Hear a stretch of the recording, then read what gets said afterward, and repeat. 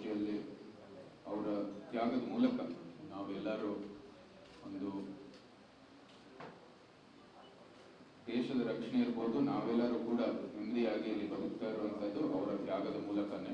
So ಅದಕ್ಕಾಗಿ ಅವರಿಗೆ ಅಭಿನಂದನೆಗಳನ್ನು ಸಲ್ಲಿಸುವ ದೃಷ್ಟಿಯಲ್ಲಿ ಈ ಪತ್ರಿಕಾಗೋಷ್ಠಿಯನ್ನು ನಾವು ಕರೆದಿದ್ದೀವಿ. ಏಪ್ರಿಲ್ 22ನೇ ತಾರೀಕು ನಡೆದಿರುವಂಥದ್ದು ಘಟನೆ ಬಗ್ಗೆ ಪ್ರತಿಯೊಬ್ಬರಿಗೂ ಗೊತ್ತಿದೆ. ನಮ್ಮ ಭಾರತದ ಗಡಿ ದಾಟಿ 4 ಭಯೋತ್ಪಾದಕರು ಪಹಲ್ಗಾಮಲ್ಲಿ ಒಂದು ಪ್ರವಾಸಿಗರ ಒಂದು ಸ್ಥಳದಲ್ಲಿ 26 ಪ್ರವಾಸಿಗರನ್ನ ಕೊಲೆ ಮಾಡಿರ್ತಕ್ಕಂಥದ್ದು ಮಾಹಿತಿ ಎಲ್ಲರಲ್ಲೂ ಇದೆ. ನಿರ್ದಿಷ್ಟವಾಗಿ ಅವನ ಹಿಂದೂಗಳನ್ನು ಗುರುತಿಸಿ ಗುಂಡಿ ಹೊಡೆದಿರ್ತಕ್ಕಂಥ ಮಾಹಿತಿನೂ ಕೂಡ ಎಲ್ಲರಲ್ಲೂ ಇದೆ. ಭಯೋತ್ಪಾದಕರ ಮೇಲೆ ಈಗಾಗಲೇ ಇಡೀ ವಿಶ್ವದಲ್ಲಿ ದುಷ್ಟಶಕ್ತಿ ಅಂತ ಅವ್ರನ್ನ ಗುರುತಿಸಿದೆ. ಈ ಘಟನೆ ಆಗಿದ ನಂತರ ಸಮಸ್ತ ಭಾರತೀಯರಲ್ಲಿ ಒಂದು ದುಃಖವನ್ನು ಉಂಟಾಯಿತು ಮತ್ತು ಆಕ್ರೋಶಕ್ಕೂ ಕೂಡ ಒಂದು ಕಾರಣ ಆಯಿತು. ನಮ್ಮ ಭಾರತ ಸರ್ಕಾರ, ನಮ್ಮ ಸೇನಾಪಡೆಯೂ ಸಹ ಇದಕ್ಕೆ ತಕ್ಕ ಒಂದು ಉತ್ತರ ಕೊಡ್ತಾರೆ ಅಂತ ಎಲ್ಲರೂ ನಿರೀಕ್ಷೆಯಲ್ಲಿ ಇದ್ದರು. ತಕ್ಷಣವೇ ಇಂಡಸ್ ವಾಟರ್ ಟ್ರೀಟಿಯನ್ನು ರದ್ದು ಮಾಡೋ ಮೂಲಕ, ಅಬೇಯನ್ಸ್ ಇಟ್ಟರ ಮೂಲಕ, ನಂತರ ಪಾಕಿಸ್ತಾನಿ ಏನು ನ್ಯಾಷನಲ್ಸ್ಗಳಿದ್ದಾವೆ ಭಾರತದಲ್ಲಿ ಅವರು ವೀಸಾನು ರದ್ದು ಮಾಡೋ ಮೂಲಕ ಪುನಃ ವಾಪಸ್ ಪಾಕಿಸ್ತಾನ್ಗೆ ಕಳಿಸೋ ಮೂಲಕ ತಕ್ಷಣವೇ ಅವರು ಕ್ರಮ ತಗೊಂಡ್ರು. ನಂತರ ನಿರ್ದಿಷ್ಟವಾಗಿ ನಿಖರವಾಗಿ ಮತ್ತು ಯಾವುದೇ ಕಾರಣಕ್ಕೂ ನಾವು ಅವ್ರ ರೀತಿ ಅಮಾಯಕರ ಮೇಲೆ ನಾವೇನು ದಾಳಿ ಮಾಡ್ತಾ ಇಲ್ಲ, ನಾವು ಬರೀ ಭಯೋತ್ಪಾದಕರ ಮೇಲೆ ನಾವು ದಾಳಿ ನಡೆಸ್ತೀವಿ ಅಂತ ಗುರಿ ಅಂತ ಇಟ್ಕೊಂಡು 9 ಭಯೋತ್ಪಾದಕರ ಗೂಡುಗಳು, ಭಯೋತ್ಪಾದಕರ ತರಬೇತಿ ಮಾಡುವಂಥ ಶಿಬಿರಗಳು, ಅವರ ಕೇಂದ್ರಗಳ ಮೇಲೆ ವಾಯುದಾಳಿ ನಡೆಸಿದ್ರು ನಮ್ಮ ಭಾರತದ ಒಂದು ಏರ್ಫೋರ್ಸ್. ಅದಾಗಿದ ನಂತರ ಉದ್ವಿಗ್ನತೆಯನ್ನು ಹೆಚ್ಚಿಸುವ ದೃಷ್ಟಿಯಲ್ಲಿ ಪಾಕಿಸ್ತಾನ ಡ್ರೋನ್ ಮೂಲಕ ಮತ್ತೆ ಕೆಲವು ಶೆಲ್ಲಿಂಗ್ ಮೂಲಕ ಉದ್ವಿಗ್ನತೆಯನ್ನು ಹೆಚ್ಚಿಸುವುದು ಪ್ರಯತ್ನ ಮಾಡಿದ್ರು.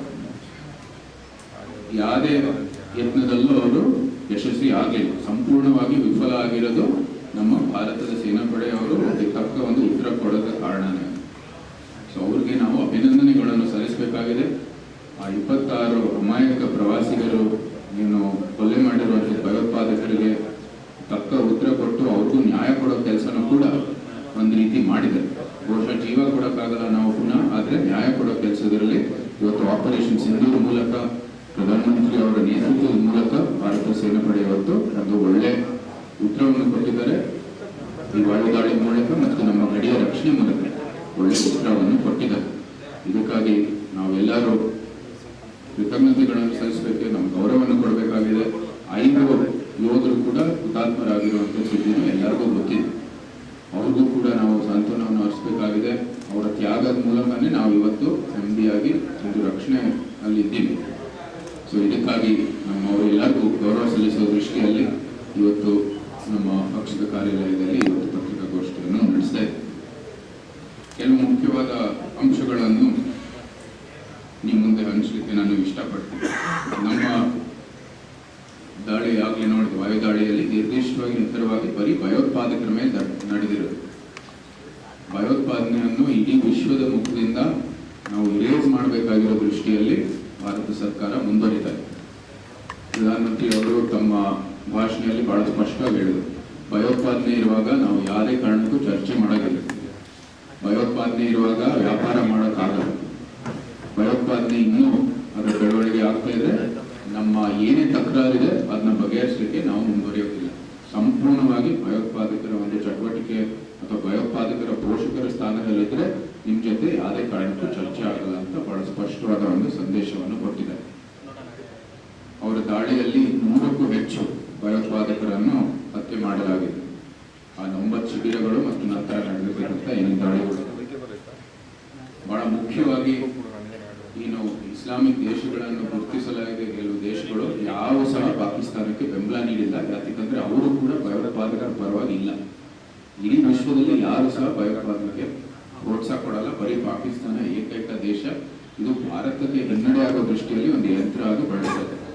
ಈ ನಿಟ್ಟಿನಲ್ಲಿ ಯಾವ ಮುಸ್ಲಿಂ ದೇಶಗಳು ಸಹ ಪಾಕಿಸ್ತಾನಕ್ಕೆ ಬೆಂಬಲವನ್ನು ಕೊಟ್ಟಿಲ್ಲ. ಎಲ್ಲ ವಿರುದ್ಧವಾಗಿಯೇ ಸ್ಟೇಟ್ಮೆಂಟ್ ಅನ್ನು ಕೊಟ್ಟಿದ್ದಾರೆ. ಇದು ಬಹಳ ಸ್ಪಷ್ಟವಾಗಿ ನಾವು ಕಾಣ್ತಾ ಇದ್ದೇವೆ. ಇದು ಯಾವುದೇ ಕಾರಣಕ್ಕೂ ಯಾವುದೇ ಪಕ್ಷ ಮತ್ತು ಭಾರತದಲ್ಲಿರುವಂಥದ್ದು ಯಾವುದೇ ದಳದ ನಡುವೆ ನಮ್ಮ ಬಿಜೆಪಿ, ಕಾಂಗ್ರೆಸ್, ಬಿಜೆಪಿ ಇತ್ಯಾದಿ ನಡುವೆ ಅಂತ ಏನು ರಾಜಕೀಯ ಮಾಡುವಂಥ ಸಂದರ್ಭ ಅಲ್ವೇ ಇಲ್ಲ. ಇದು ಭಾರತ ಸರ್ಕಾರ, ಭಾರತ ಸಶಸ್ತ್ರ ಸೇನಾಪಡೆ ಮಾಡ್ತಾ ಇರುವಂಥ ಕೆಲಸ ಪಕ್ಷಾತೀತವಾಗಿ, ಧರ್ಮಾತೀತವಾಗಿ, ಜಾತ್ಯತೀತವಾಗಿ ನಡೆದಿರ್ತಕ್ಕಂಥದ್ದು ಬಹಳ ಸ್ಪಷ್ಟವಾಗಿ ಕಾಣ್ತಾ ಇದೆ. ಎಲ್ಲರೂ ಸಮಸ್ತ ಭಾರತೀಯರು ಮೆಚ್ಚಿರ್ತಕ್ಕಂಥದ್ದು ಈ ಒಂದು ಆಪರೇಷನ್ ಸಿಂಧೂರ್. 9 ಮತ್ತು 10 ಮೇ ಆಪರೇಷನ್ ಸಿಂಧೂರ್ ನಡೆದಿದ್ದು 9ನೇ ತಾರೀಕಕ್ಕೆ ಇದು ಭಯೋತ್ಪಾದಕರ ಕೇಂದ್ರಗಳನ್ನು ಗುರುತಿಸಿ ಅದರ ಮೇಲೆ ವಾಯುದಾಳಿಯನ್ನು ನಡೆಸಿದ್ರು. ಕೇವಲ 23 ನಿಮಿಷದಲ್ಲಿ ಯಶಸ್ವಿ ದಾಳಿ ಇದಾಗಿತ್ತು ಅಂತ ಅದು ಕೂಡ ಎಲ್ಲರಿಗೂ ಗೊತ್ತಿರ್ತಕ್ಕಂಥ ಮಾಹಿತಿ. ಪಾಕಿಸ್ತಾನದ ಒಳಗಡೆ 106 ಕಿಲೋಮೀಟರ್ ಒಳಗಡೆ ದಾಳಿಯನ್ನು ನಡೆಸಿದ್ದೇವೆ.